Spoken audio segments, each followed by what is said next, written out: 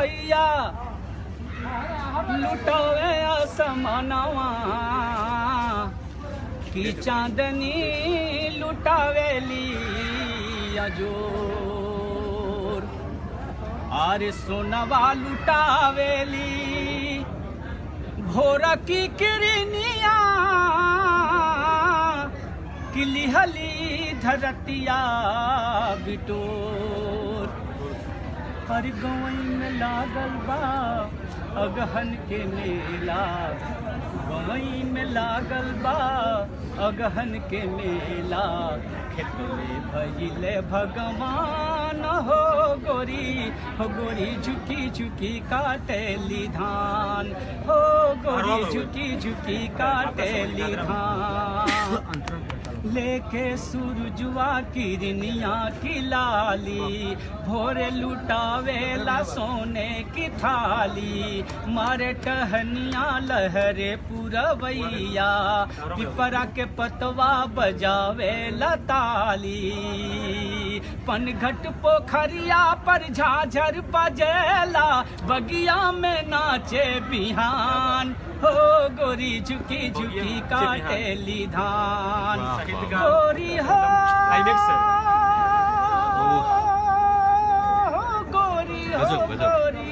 गोरी हो गोरी झुकी झुकी काटेली धान एकरा में मने जोन वर्णन बटे हाँ कैसे है गौआ से गुड़िया चलेली पराते नदिया किछारे अगहनी के काटे गावेली गुइया उठावेली पैया राही बटोही से अखिया बचा के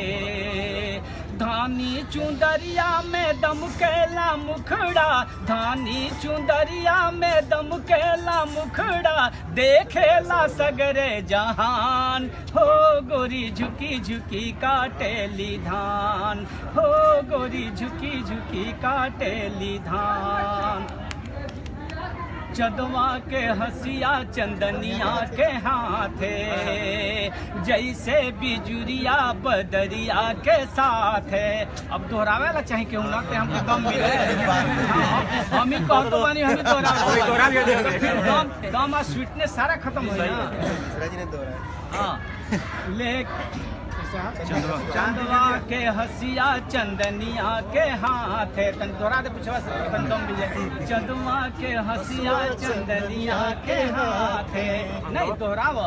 चंदा के हसुआ चंदनिया के हाथे जैसे बिजुरिया बदरिया के साथ है जैसे बिजुरिया बदरिया के साथ जैसे बिजुरिया बदरिया के साथ जैसे बिजुरिया बदरिया के साथ